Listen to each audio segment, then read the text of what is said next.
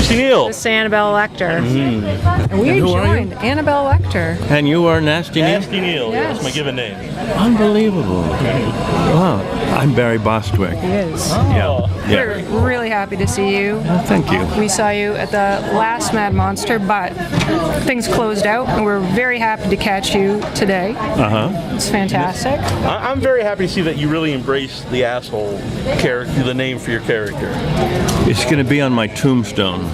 Really? We won't Sure. even have his name. It'll just say This is going to be asshole. asshole, and everybody will know it. Yeah. Yeah, people will be visiting it every year on my birthday. You know, there'll be Draping asshole parties. underwear Yeah, and- asshole parties, and yeah, right. So this whole thing must be very odd. This many years later, having done what you've done, Yeah. and going, wow, look at what we've created here. This is kind of a monster. How do you feel about this? We saw the intro into the film last night, Yeah. and you have all these crazy people I hate to admit just this was my first time ever seeing the movie live. Really? live. I have seen it many times. Yeah. Well, Harvard Nick, if you Square. see it again, you have to see it on the big screen. I've seen it before, but this first time I saw it on the big screen. Yeah, and have that cast sort of shrunken down to the proper size. They were sort of actually bigger than the film last night, weren't they? Yeah, which is great. They're great kids, you know. They're Yes. very talented, but you know, it's our movie, damn it. You know? Well, it's actually not. It's actually not our movie anymore. It's their movie. It's your movie. It's the fans' movie. You know, you've created this. Talk about monster. They've created the monster. But it's just a crazy thing to. I'm sure you guys had no idea in any way, shape, or form. And now you were in the cast. Were you in the Los Angeles cast? No, I never did it on stage. You did not No, do it no. on stage. Susan and I didn't do it on stage. I think Meatloaf did it on stage in L.A. So you've met all these lovely people. I don't know how often you guys kept in touch, but We don't. You're here now. How Yeah. is that? Oh, You it's seem great. to give each other hell. You know what? They are such fun. They were fun 40 years ago, and they're even more fun today because they don't take it serious either. You know, and we just come to these events occasionally just to have a blast. You Yeah. know, just to laugh and. Sell some underwear. Yeah. Yeah. Well, that's the most And to important part. try to cut you out of sales on your underwear. You have to give something away at the end of the day, you know? Is that they're, but I won't give my underwear away. I don't blame I'll you. Those are never- worth more. Yeah. Really. I think that you probably could charge I could charge a more? lot more. Yeah, absolutely. Who are you again? No, I'm Annabelle's Neil. you're Annabelle? Yeah. Good. Yeah. Did you sell any sweatshirts? I You did. did all right. Good. Some My little sweatshirt. design over there. Yeah. Oh, that's your stuff. It is indeed. Oh, it's great. He told me it was terrible. Now he says, no, he liked it. No, I liked it. I liked you it. very much. And you know, particularly the human centipede one. That's pretty silly. Yeah, it's silly, but sick as hell. You know, it's like I just turned down a movie last week, a horror movie, because I read it and I actually said to the director, and I said, this is basically torture porn. You know, I said there's a difference between being clever and maybe and then just torture porn. You know. Well, she didn't come up with my money because I think she knew that I thought it was torture porn.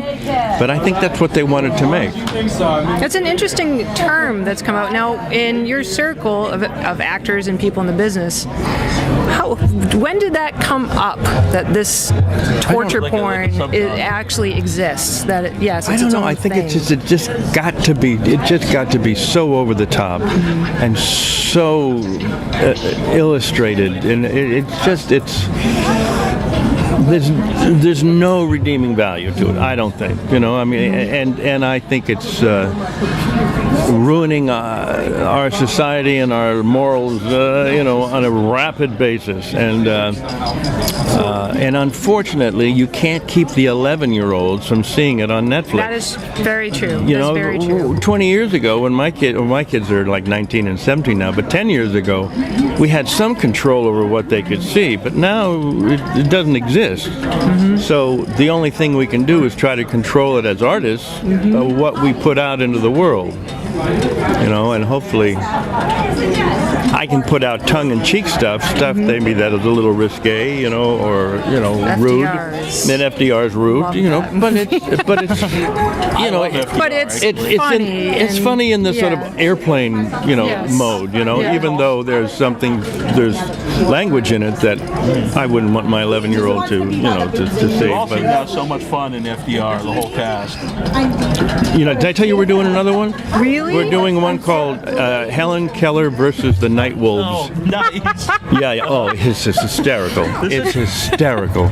Kevin Sorbo and myself and Lynn Wonderful. Shay and a bunch of people. And That is exciting to hear. oh, it's Yeah, I saw FDR a few years ago, Oh, and yeah? then I saw it, and I knew. yeah. It's a true Right story. up She your watched alley. it. She's like, Neil, you have to watch this because it's got everything in a movie You'll that love you will this. enjoy. You'll love The this new title one. alone, Oh, I'm yeah. I'm very excited about this film. I noticed when I was watching because it's a lot of older people in that cast. Yeah. And it seems like they really add a lot to that. Like they all have their own character. Well, yeah, and they all understood the tone, because they were all really good trained actors, they've been doing.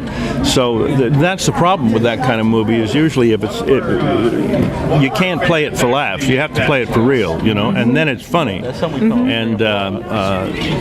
And I think that's what's going to happen in the next one too, is because it's so bizarre, and you have to play it totally straight. Well, the same Rocky Horror was the same thing. We had to play it totally sincere, and then it becomes funny. And whenever you try to be funny in a movie like this, it doesn't work. Yeah, because people can sense it. Yeah. It's there's something about it. Yeah, you can't try too hard in so many things. I don't want to talk all about torture porn, but how much do you think of that is also just a natural progression of films? Because I'm sure when you made Rocky Horror Picture Show, maybe people from previous generations said, you shouldn't let people see this. And I know it's a big jump from that to torture porn, but things progress and. I don't know. Rocky Horror was sort of hip in mid '70s. I mean, we weren't breaking any new ground, in terms of what we were showing or how we were showing it and who peopled the movie.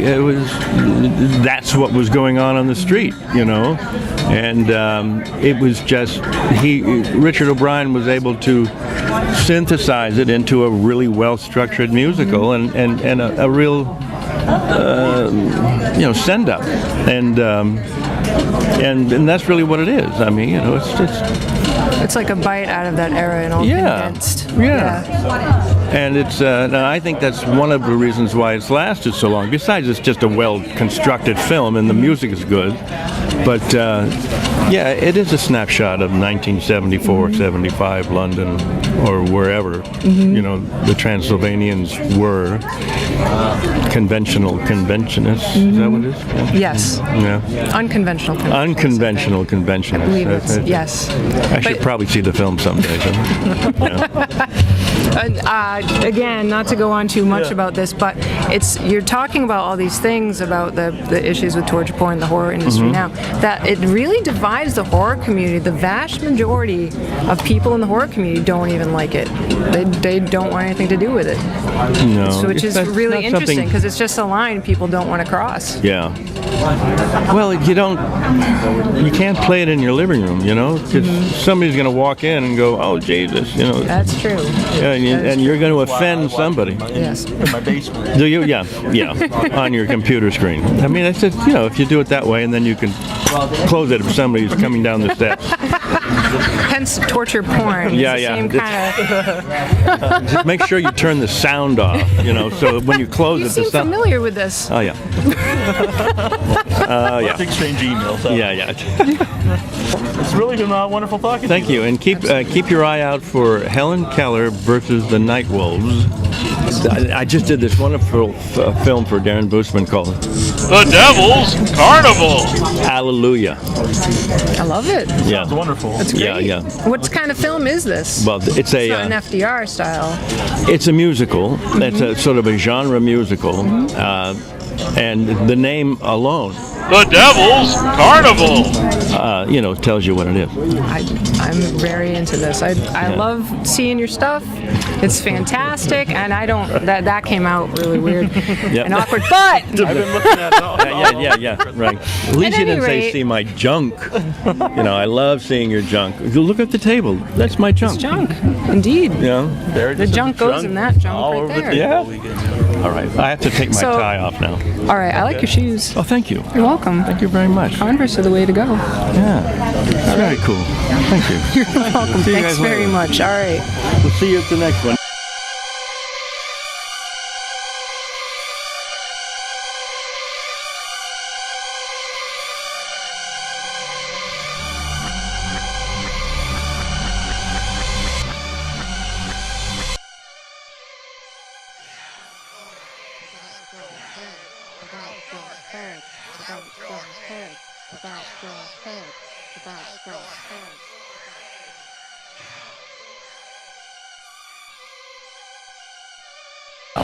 Wait, The code word is I'm tired of talking to you. I'm leaving. yeah. Well, no, you guys are. Who are you again?